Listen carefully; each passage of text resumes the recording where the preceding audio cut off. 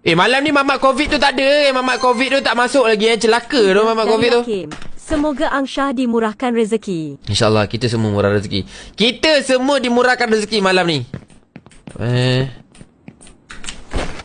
Allahu Akbar. Tak lepasnya melompat gitu. Yo. 12 dari COVID-19 kongsi amalan mulia.